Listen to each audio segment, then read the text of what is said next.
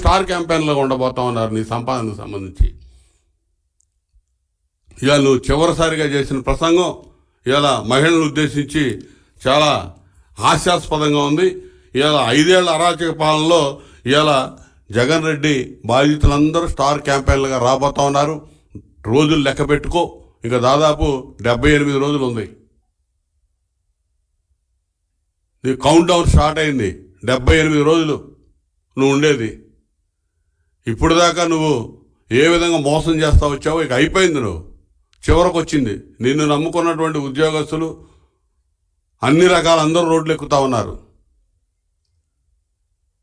ఇంకొద్దిమంది తెలుసుకోవాల్సిన ఉన్నారు. వాళ్ళు కూడా నీ భరతం పట్టడానికి సిద్ధంగా ఉన్నారు.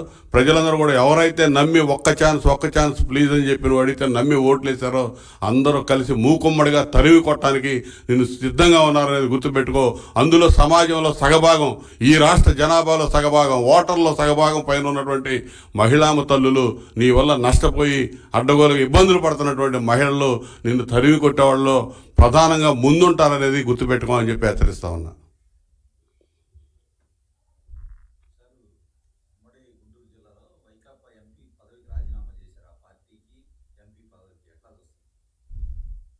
ఎటో చూసేది ఇప్పటిదాకా బాలశేవర్ ఒకళ్ళు చూసాం.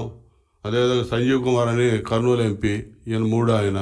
ఇంకెంతమంది వస్తారో చూడాలి. చాలామంది మేము ఇంకా గేట్లు పూర్తిగా ఎత్తితే అసలు ఏమైందో తెలియదు. ఇప్పుడు అలా వచ్చేసేటట్టున్నారు. అతని నియంత్రణతో పోకళ్ళు, అప్రజాస్వామిక విధానాలు తట్టుకోలేకపోతా ఉన్నారు. చెప్తున్నారు, వచ్చిన వాళ్ళు బయటకు వచ్చిన వాళ్ళు చెప్తా ఉన్నారు ఏంటనేది.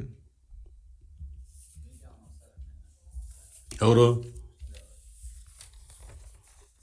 అసలు అందరూ వస్తారు, ఒకళ్ళని కాదు, రెడీగా ఉన్నారు. ఎంతమంది వస్తారో చెప్పలేము. గేట్లు మేము పూర్తిగా బార్లా తెరిస్తే ఇంకా అసలు పూర్తిగా వచ్చేస్తారు. అసలు ఆ పార్టీ ఏముండదు, ఖాళీ వైసీపీ. అసలు వాళ్ళ ఓటమిని వాళ్ళే ఒప్పుకున్నారు. 68 మందిని ఇప్పటికి ఎత్తేయటం కానీ, షిఫ్టింగ్లు కానీ, 68 మంది ఎంపీ, 10 మంది ఎంపీలని, 58 మంది ఎమ్మెల్యేలు చేశాడు. ఆటోమేటిక్గా ఓటమిని ఒప్పుకొని ఇక చివరి ఆక్రమణలాగా అవాకులు చవాకులు అబద్ధాలు ఏదో ఒకటి మాట్లాడే పనిలో జగన్మోహన్ రెడ్డి ఉన్నాడు. Thank you.